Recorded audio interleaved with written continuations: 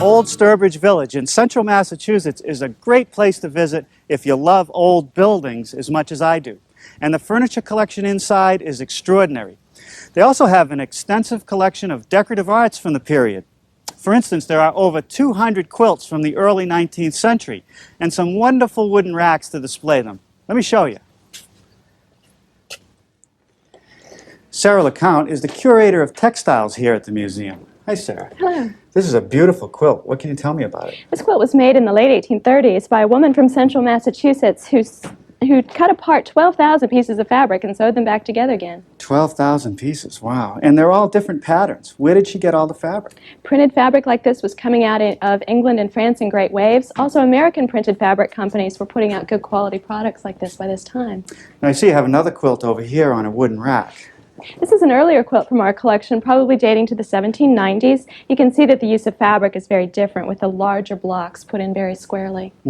Now, was it common in the period to display quilts on racks like this? Quilts in the period were meant to be used, so if they were displayed, it would be on a bed. We're using towel racks to show these to the audience today. This is another towel rack placed next to our wash basin, as it might have been in the past. Oh, finally some wood.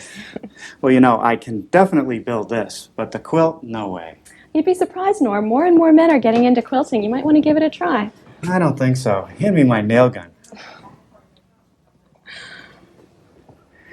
In addition to my visit to Old Sturbridge Village, I looked through several antique books we have here at the shop, looking for examples of quilt racks. Turns out they're rare, just as the people from Old Sturbridge had told me. It's a modern-day invention. So I had to come up with my own design. And this is what I ended up with. A quilt rack that's sort of Victorian in style, made from mahogany. It has a leg which comes down to the floor that's been mortised into this post, which is a nice turning that leads up to this heavy piece at the top, which is connected by two simple dowels to support the quilt. Down at the bottom, another turned piece, which is the stretcher to connect the legs. Now over here is a piece that couldn't be simpler, and I did find this in one of my books. It's a shaker drying rack, and it comes from Mount Lebanon, New York, made of pine with through mortises and cherry wedges to hold it all together. And those wedges are really going to show up nicely when the finish is applied. The whole rack is supported by a trestle-like foot. Let's get started today by building the Victorian rack. The first pieces that I want to make are the vertical posts. I need to have a blank that's the exact finished length, and that's 1 5/8 inches square. The first thing to do is to locate the center line. I could just place a line from corner to corner, but there's a gadget for everything. This little plastic piece has a lip on it that slips over the side of the blank, and I draw one line from these corners and then one from this corner, and that gives me the exact center of the blank. The next thing to do is take an awl and punch a hole at the center, one on each end. And this will allow me a starting point for the parts of my lathe. The first thing to do is to take the drive center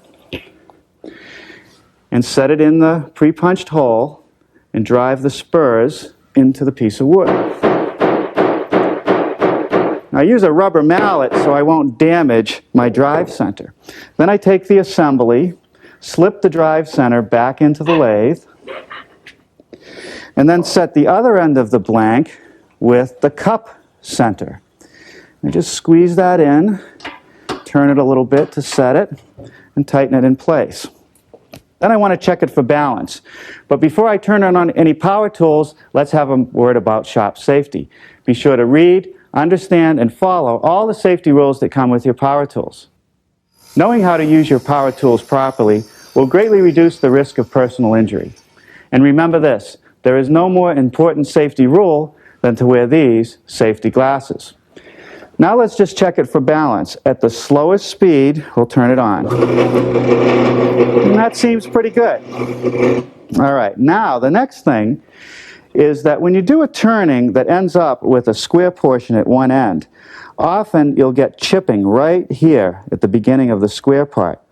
To help prevent that, I like to take my little dovetailing saw and come to each corner and just make a little saw cut, maybe about 1/4 of an inch deep. Okay, now we're ready to do some turning.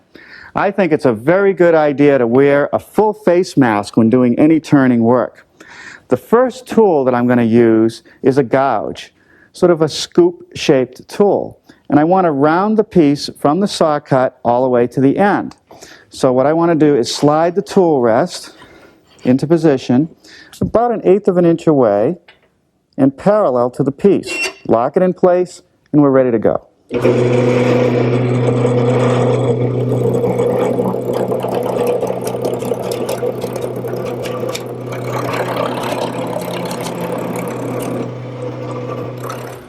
Okay, now I've got it nice and round the entire length. Now what I'm going to do is take the turning that I've already made, or you could use a cardboard pattern of the turning, and mark each of the transition areas, these flat spots, and on each side of these beads.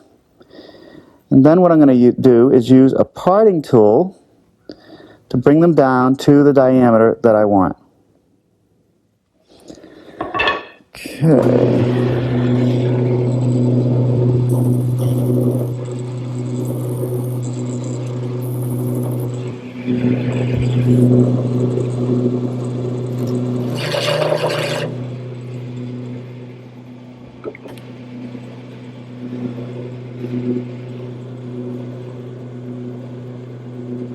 Now I can set my caliper to my turning that I've already made and keep taking away material until it fits on the new blank.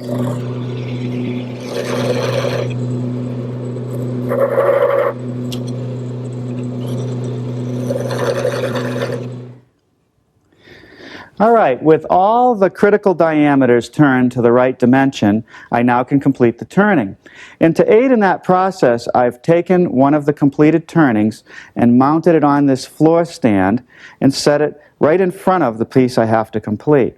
Now, I'm not talking about making an absolute identical copy of this, just close. To make all the rest of the turnings, I'm going to use a variety of gouges and maybe even a scraper. I want to start in the center here, completing this little ball.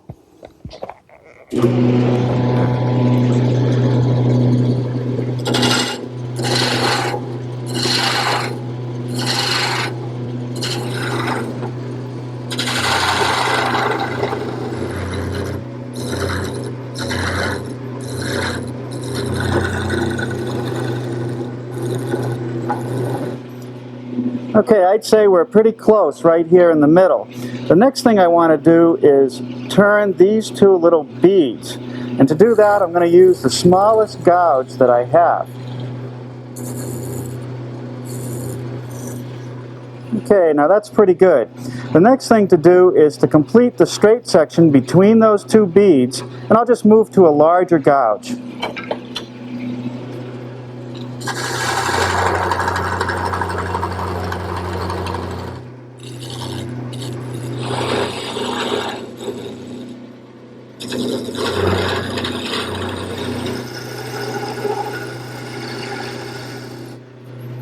Okay, now using my scraper, I just completed the tenon which will go into the upper part of the quilt rack. Now all I have to do is sand the turning.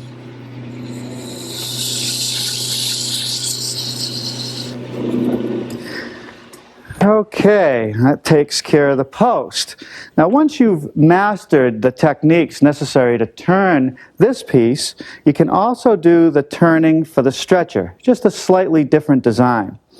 Now, the dowels that connect the two upper pieces couldn't be easier.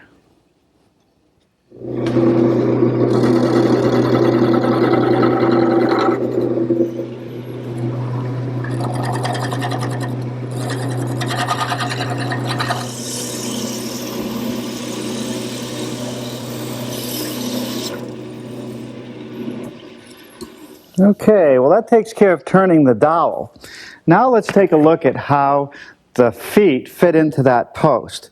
There's a through mortise, and the feet have tenons that just slide in. And the next thing that I want to do is make that mortise in the post I turned earlier. Of course, there are several ways to make a mortise. The traditional way might be to drill it out with a hand drill and then square it up with a chisel. I could also use a mortising attachment over at my drill press. But the best alternative here in the workshop is this single station tool meant only for mortising. I've installed the 1/2-inch size chisel, which is hollow, so that a bit can pass through it. The bit will remove most of the material, and the chisel will square it up. I also have a fence, which I can adjust to position the exact location of the mortise.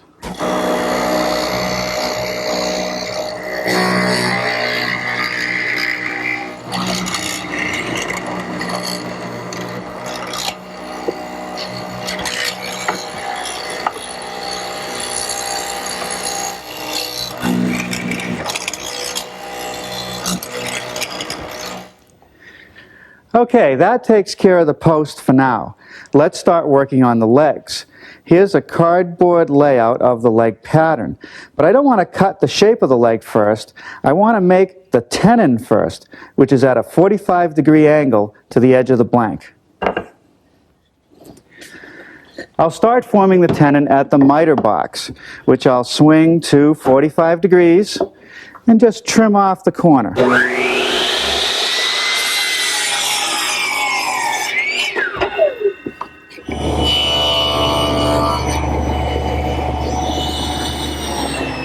The next thing to do is make the shoulder cuts for the tenon. And to do that, I've set up a gauge block. I'm using my miter gauge, which has been set to a 45-degree angle.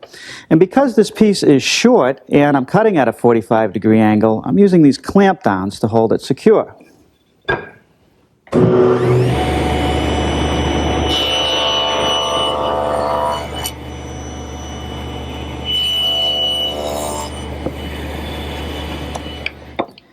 To make the cheek cuts for the tenon, I'm using my tenoning jig. It allows me to clamp the piece in place securely with the cut edge flat to the table, and I've adjusted it side to side to make the cheek cut closest to the jig first.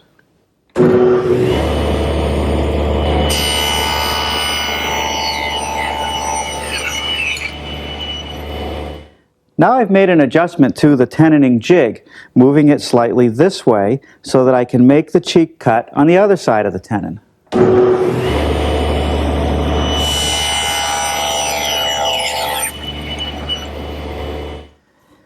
Well, now I can trace the pattern of the leg, holding it even with the shoulder of the tenon.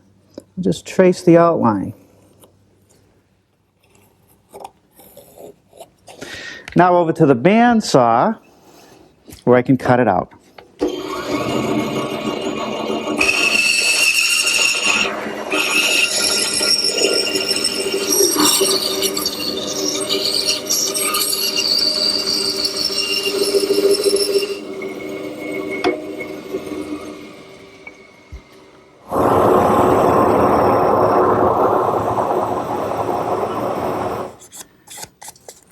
Now there are a couple spots that the drum sander can't reach. A little hand sanding will clean up those areas. Now a couple more cuts at the bandsaw will complete the tenon.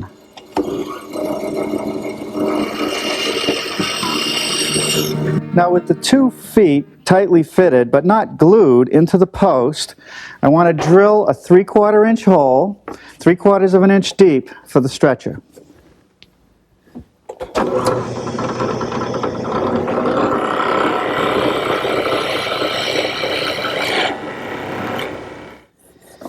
The last 2 pieces to make are the ones that sit on top of the post and are connected by the dowels. I've done the layout on my blank with another piece of poster board, and the first thing I want to do is drill a hole in the underside for the post. It's a lot easier to do that before I cut the shape because it gives me a nice solid surface to rest it on.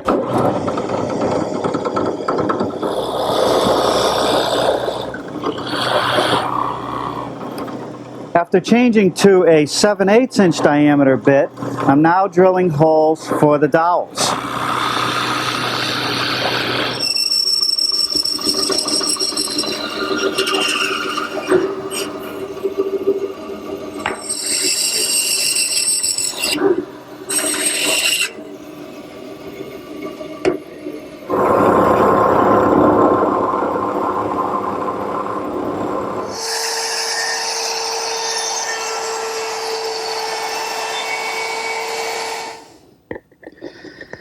Well, now we'll just glue all the pieces together, clamp it, let it sit overnight.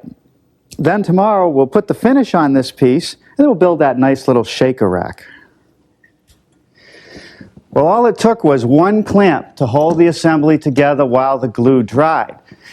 And it's amazing how sturdy this piece is. I'm sure it'll hold our heaviest quilt. Now I'm ready to take it into the finishing room and put on a couple coats of Danish oil. But in the meantime, let's get started building the shaker towel rack. The first piece I want to make is the trestle foot. Here's all the stock I'll need to build the towel rack. About $6 of sugar pine if you had to go out and buy it. I was fortunate to have enough scrap hanging around the shop. Now here's the blanks for the feet. We'll cut those at the bandsaw.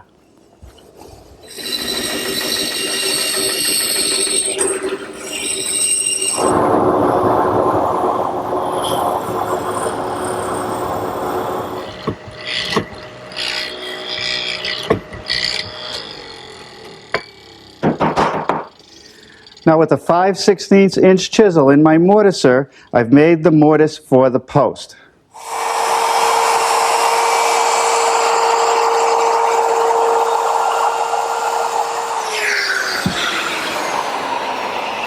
Now using my router with a chamfering bit, I'm just easing the edges at the top of the foot.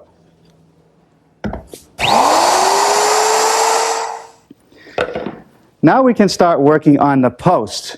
Each one has 2 through mortises for the stretchers. So I've readjusted my mortiser and we'll drill those out.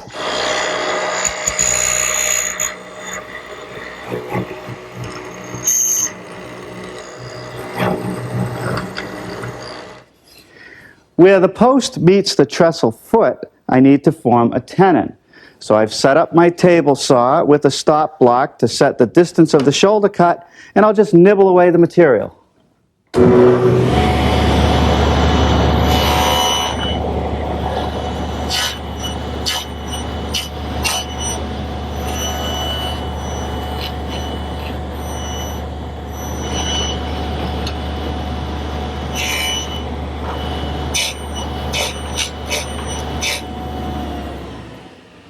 Okay, let's try the fit. That's good. By moving my rip fence a little closer to the blade, I was able to make a tenon that's a little bit shorter, and that's going to fit into this cross piece at the top, a piece that we'll make next.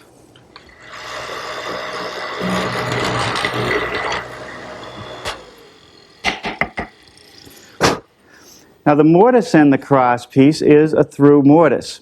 Now what I want to do is make a small tenon on each end to receive the top members of the rack.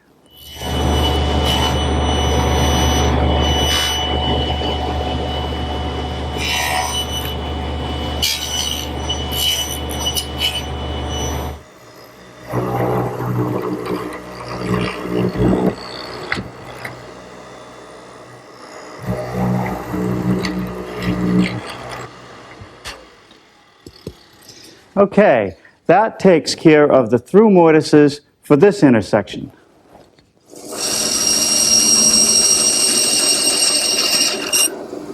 The kerf cut that I just made is to receive the cherry wedge. All the tenons need a kerf cut except for the ones that go into the trestle feet.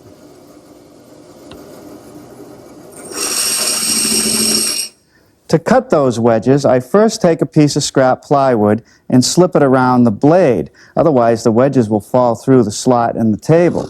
Then I just freehand them.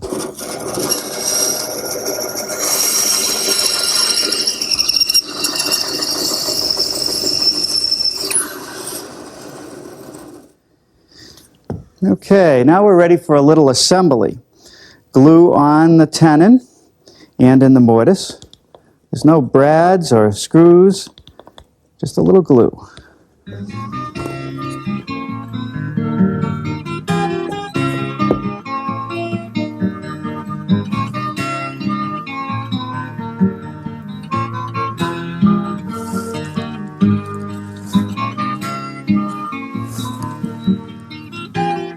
Well, now for the cherry wedges.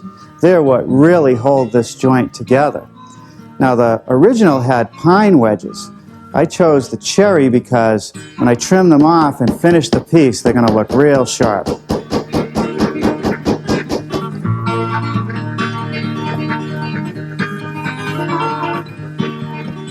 Now it's not a bad idea to check everything for squareness before the glue sets.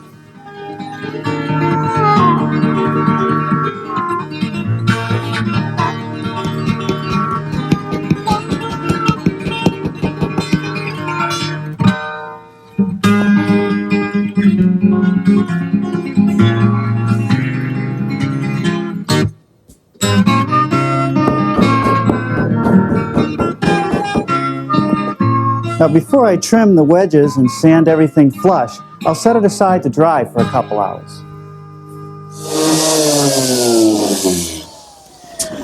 Now with the tenon and the cherry wedge sanded flush, you can really see how the cherry stands out. Next stop, a couple coats of polyurethane. In a can, I've added a little wild cherry stain to my Danish oil, and that's to darken the mahogany a bit.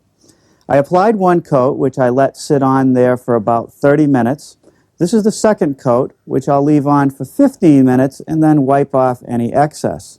Of course, the more coats I apply, the better it's going to look. Well, a couple coats of satin finish polyurethane will protect the wood from any damp laundry, and it really brings out those cherry wedges and the end grain tenons. Boy, my wife has been after me for the longest time to build one of these. Finally a way to display her favorite quilt. I sure hope she likes it. Norm's making his very own secretary in the kitchen this lunchtime, and you can watch at 1 o'clock. And stay here now and Discovery Real Time for Rex Hunt Fishing Adventures.